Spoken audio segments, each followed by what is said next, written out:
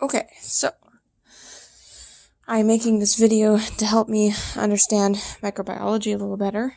So the three groups that we learned about, I forgot something, was gram-positive cocci, gram-positive bacilli, and gram-negative bacilli, otherwise known as Enterobacterialis. So for gram-positive cocci, so this is what you would define. You would probably find this off of a gram stain. You would get a gram-positive cocci, so in like circles, and they would be purple. So the first thing that you would do is you would do a catalase test. A catalase test is where you take the bacteria and you put hydrogen peroxide on it and see if it bubbles. If it bubbles, you are catalase positive, and it is then a Staphylococcus. And if it is negative, then you're dealing with a Streptococcus or an Enterococcus.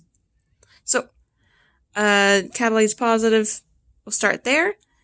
You want to see if it can coagulase rabid plasma. If it can coagulase, then it would be a Staph aureus. So you would do the slide first, and then if it is inconclusive or you're a little bit suspect on whether it is or isn't Staph aureus, you would do a tube coagulase as well. If it is negative coagulase, you would do a bacitracin next. And the bacitracin differentiates Micrococcus with the other bacteria. So if it is sensitive to bacitracin, you know that it's a Micrococcus and you can stop there. But if it's resistant, you would have to do novobiacin. And if it is sensitive to novobiacin, then you know that it is coagulase negative Staphylococcus.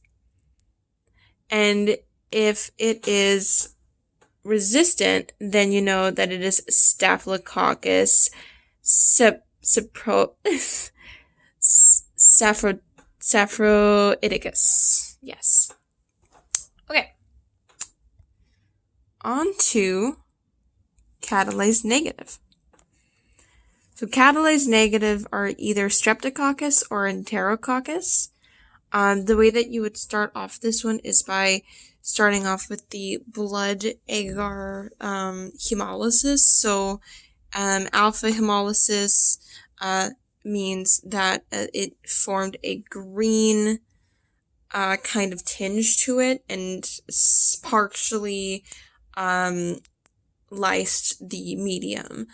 Gamma hemolysis means that it did not change the medium. It didn't eat up any of the blood. And beta means that it did lyse the blood cells and create a kind of a clearing.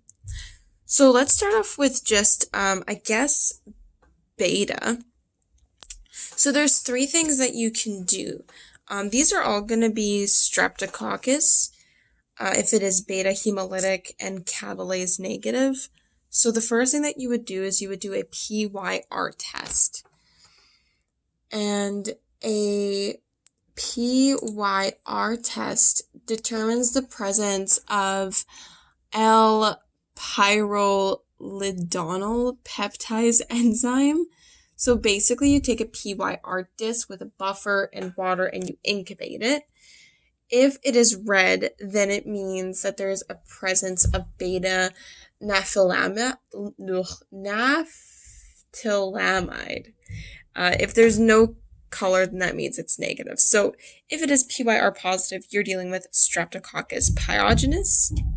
If it is not, then you can try maybe a CAMP test. If it is positive for CAMP, it would be Streptococcus agalactiae. Basically, what you're doing with CAMP is you're taking a petri dish with blood agar, and you are streaking with Staphylococcus aureus, and then doing like a parallel line, like this, like kind of sideways to the blood agar. And if it forms an arrowhead towards the blood agar, then you know that you're dealing with Streptococcus agalactiae.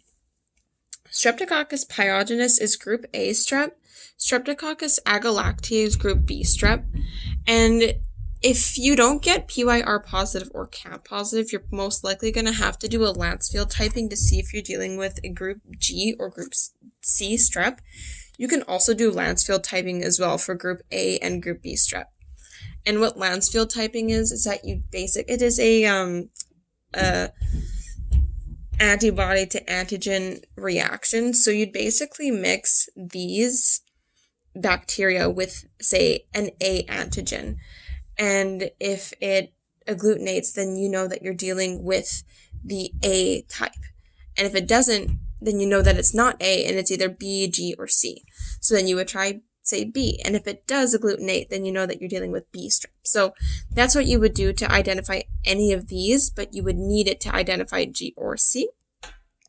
So then that's it for beta hemolytic streptococcus. And then so from here, let's go move on to basically A, because if you're dealing with gamma, it's kind of variable. It could be either alpha or gamma for the most part. But if you are dealing with alpha, you would want to do a bile solubility test, which is basically, it has 10% sodium deoxycholate, which is just very hard medium for something to live in. So if it can live in it, and if it is bile solubility positive, and you can also do an opticin test as well, which is basically a disc with ethyl hydrocuprine hydrochloride. Basically, it can, if you see a zone, it's sensitive, and if there's no zone, then it's resistant. And you know that if it is sensitive to it, it is Streptococcus pneumoniae. But you don't necessarily have to do it. It's kind of a confirmation test, because if it is biosoluble, then it is Streptococcus pneumoniae. If it is not biosoluble, you're going to have to do a PYR test. And we talked about a PYR test before, where you basically take a PYR disc with buffer and water, and then you incubate it, and if it becomes red, then it is positive, right? So if it's positive, then you would still have to do a bile escalin and 6.5% sodium chloride test either way, just to confirm. But if it is also bile escalin positive and 6.8 sodium chloride positive, then you're dealing with enterococcus. But I forgot to say, bile escalin determines the ability to grow in 40% bile and also hydrolyze escalin to escuetin. The 6.5% salt basically determines the growth and fermentation of glucose in a 6.5 salt solution. So if it can grow on the bile escalin plate, it is going to be sodium chloride positive. And if it changes the color of the bile escalin to black, then it means that it's positive for bile escalin. So if it is bile escalin positive and it grows on 6.8 sodium chloride, same test, it'll be enterococcus. That's a whole species on its own, described later. If it is bile escalin or PYR negative, bile escalin positive, and 6.5 sodium chloride negative, then you're dealing with Streptococcus bovis. If it is PYR negative and bile escalin negative and 6.5% sodium chloride negative, then you get Streptococcus viridans. And that is it for the gram-positive cocci. So then you say you do a gram-negative test. Then, not gram-negative, you're doing a gram stain and you get a gram-positive bacilli. So basically it is a purple, rod-shaped organism, kind of flat. You know that you're dealing with gram-positive bacilli. And we can do two things to figure out what's going on with that. You'd have to do a catalase test, as I mentioned before, with the hydrogen peroxide. If it is catalase negative and a gram-positive bacilli, you can tell that it is now a lactobacillus. If it is catalase positive, you would want to do a motility test to see if it moves. Listeria monocytogenes, also bile escalin positive. It has like a tumbling motion, so the bacteria just kind of like tumble around when they move, which is kind of cool. And if it is motility negative, it would be a diphtheroid, which is a corneobacterium. All right. And now we go to this fun one. So Enterobacterales are gram-negative bacilli. So they would be the ones that are pink staining under a gram stain, and they would be bacillus. Also, everything that is Enterobacterales are all oxidase negative, glucose fermenting, and also nitrate reducing. So oxidase negative, oxidase negative, one second, I think it's this one. Yes. Okay. So it is, okay. So yeah, you just basically put a filter paper, you put an oxidase reagent on it, and then if the organism can oxidize it, then it turns purple. And if the organism does not oxidize it, then there's going to be no color change. So that's a good way to tell whether or not it's Enterobacterales. You can do multiple different things for glucose fermenting. For example, you can do a TSI. And if the butt is yellow, then it means that it acidized the glucose and it became yellow. So it fermented it. Or you can do like a OF, so an oxidation fermentation test, where you take two different test tubes with glucose and one you leave open and one you close with some mineral oil to create like an anaerobic environment. And if the if it can like grow in both of them and ferment the glucose, then it'll turn yellow. Then there's the nitrate reducing one, which is basically you take a nitrile medium. It has like a little tube inside. If you notice that the tube has a bubble in it, then you can say that reduced nitrate to a gas form, and you can stop there and just say it's nitrate reducing.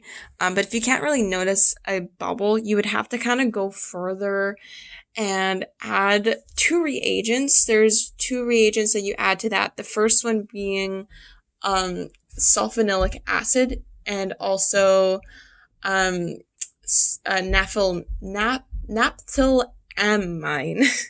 And what that does is it will allow it to show you if it did reduce nitrate to NO3. And if it did that, it'll turn red. And then you can say it's positive. But if it still doesn't show anything, then you have to add zinc dust. And if it shows red when you add zinc dust, it's actually going to be a negative result, because if it reduced it to a gas and you use zinc, it won't turn red. It'll still stay yellow. Okay, so that's how you define an Enterobacterales. And then basically from there, you're going to do two things to figure out kind of where to go from there. So the first thing that you can do is check lactose fermentation on a McConkey plate. So say if it is lactose fermenting, we have this cool algorithm called IMVIC. I stands for indole, and then M stands for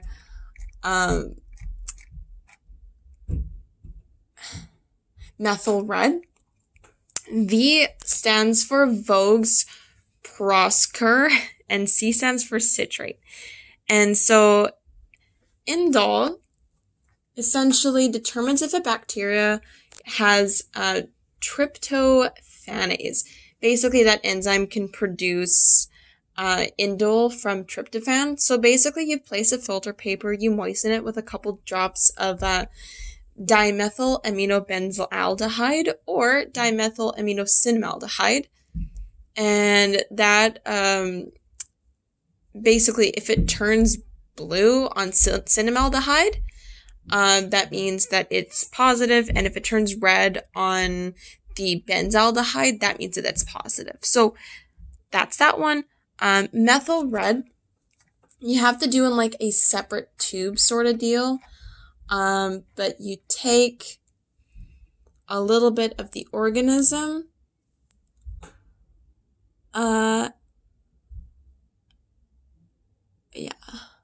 it tells if it can ferment glucose from the Embden-Meyerhof pathway. After 24 hours, all of the Enterobacteriaceae should be positive, but some will further metabolize acids through another pathway called the mixed acid pathway. And then the other ones will do it through the butylene glycol pathway. Yes. So with the methyl red, you add the reagent to it, and then it'll turn red immediately. And then you can say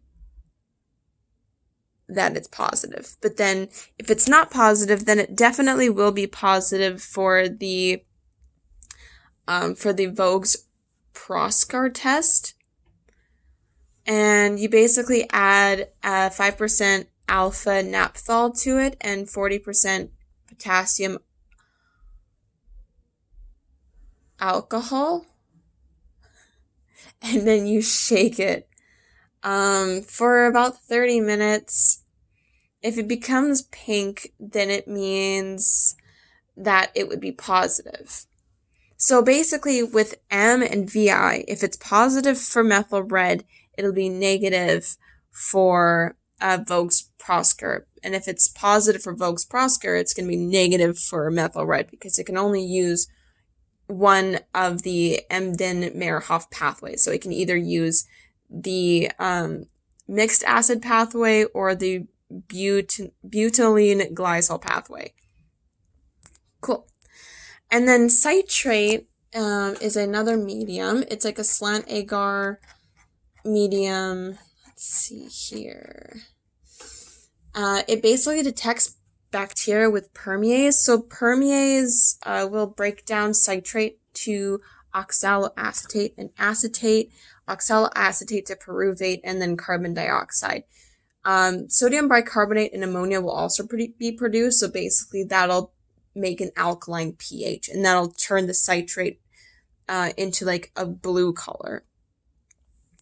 So citrate is an acidic slant agar, so when something becomes alkaline, it will change. So that's how you know it's positive.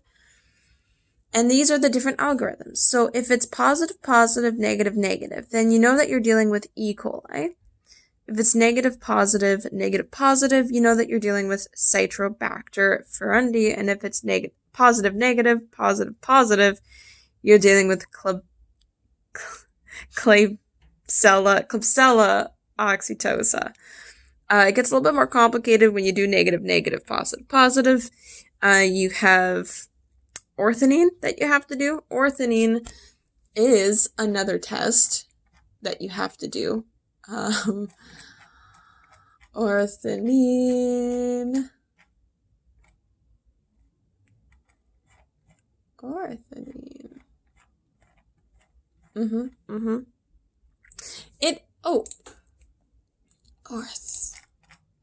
Hold on.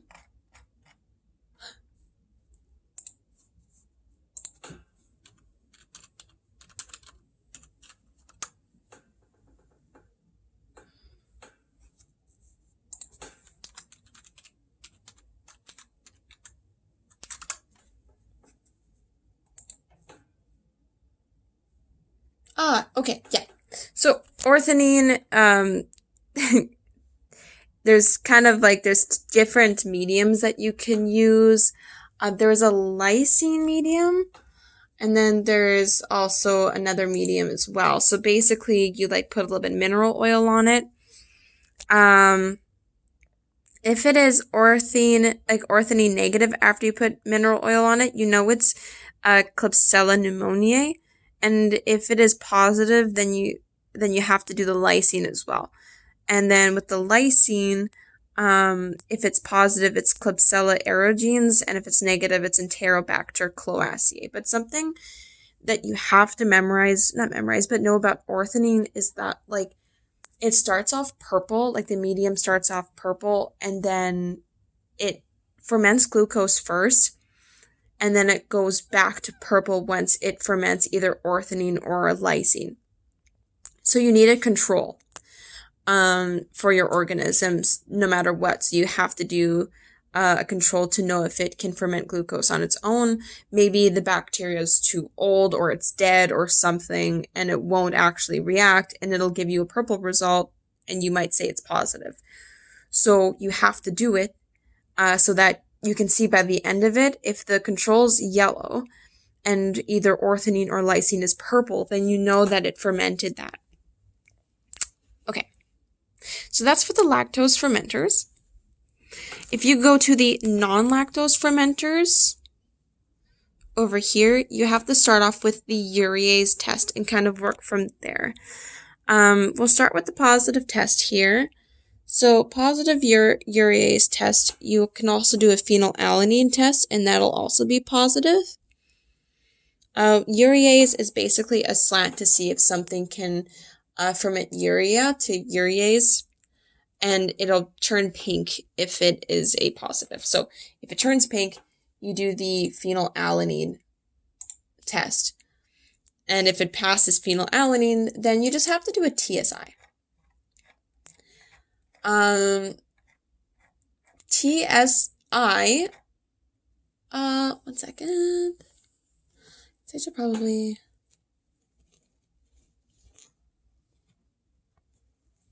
That's okay. Okay, so TSI is an agar, which is very, not very complicated. It just tells you a lot about the bacteria. It's a slant plate that also has a very long, butt, and the butt contains glucose, and the slant contains either lactose or sucrose. So you can streak it. So basically when you streak it, you have to poke a hole through the glucose and then streak the slant. Then you have to kind of have the cap a little loose. And if the organism is able to ferment glucose, the bud of it will turn from red to yellow, since the medium will turn yellow in an acid environment. And if the organism can ferment lactose or sucrose, it'll also turn yellow, the slant. It also tells you if the organism produces a gas and also if it produces H2S. So if it produces gas, you'll see air bubbles or cracks, or you'll see the medium has risen. And if it has H2S, the medium will become black, or you'll see a black streak or something like that. So that's kind of how this is written out. So the top of the K means the slant, A means the butt, and then positive means it produced hydrogen sulfide. So if it's Ka positive, it's not a lactose fermenter, but it ferments glucose and it produces hydrogen sulfide. So Ka positive, you'll have to do an indol test to kind of further figure out what's going on. If it is indol positive, then you know that it is Proteus vulgaris. And if it is negative, then you know it is Proteus mirabilis. But something cool about Proteus mirabilis is that you can kind of tell what it is based on the streak, because whenever you streak Proteus mirabilis, it swarms the plate, so it kind of fills it.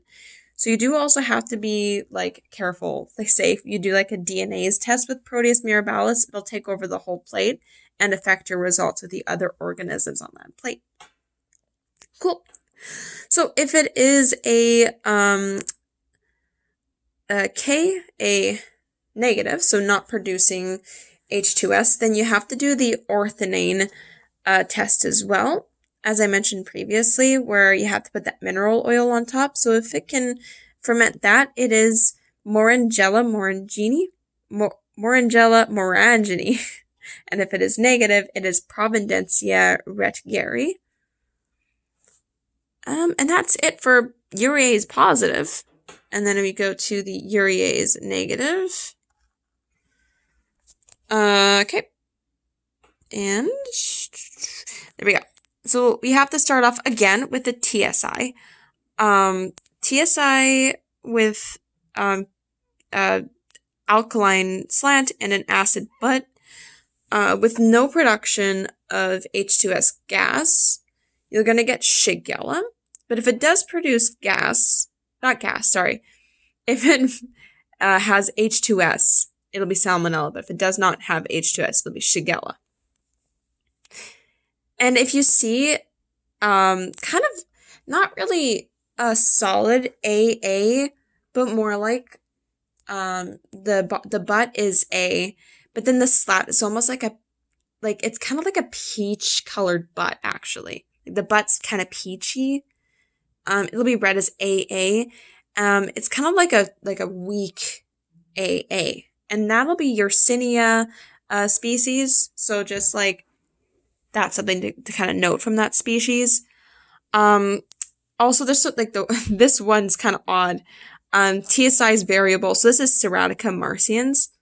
It'll be VP positive, citrate positive, indole negative, lysine negative, DNase positive, and TSI variable. So basically, if you do a DNase test, you know it's this one if it can lyse the agar.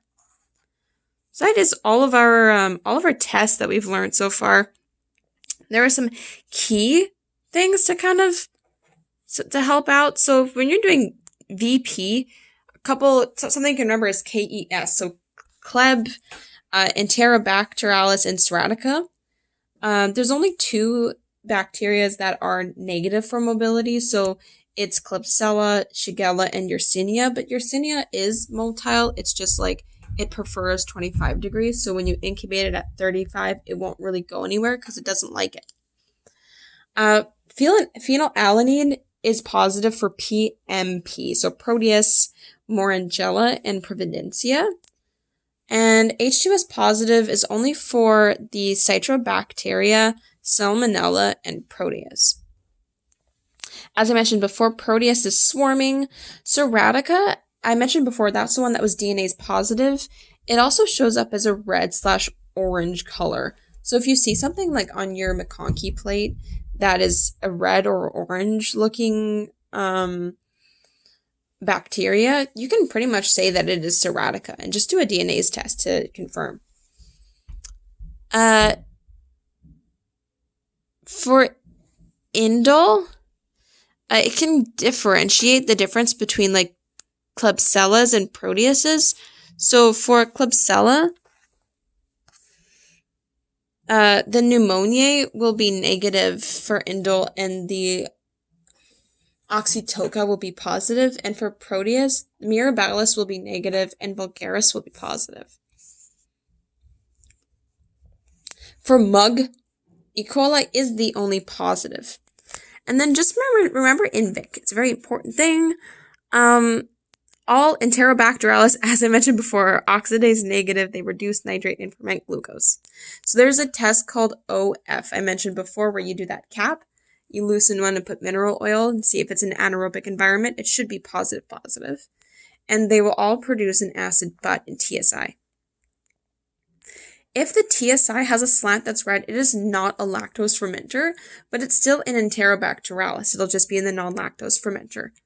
But something that you could note is if like your McConkey plate doesn't show any signs of like lactose fermentation, but you see something like your TSI butt or the TSI butt or the slant being yellow, you know that it ferments lactose. So it would just be like a late lactose fermenter. And then, yeah, that peachy butt is the Yersinia. So I think that's everything. I kind of just made this as a review for myself. But yeah, Thanks.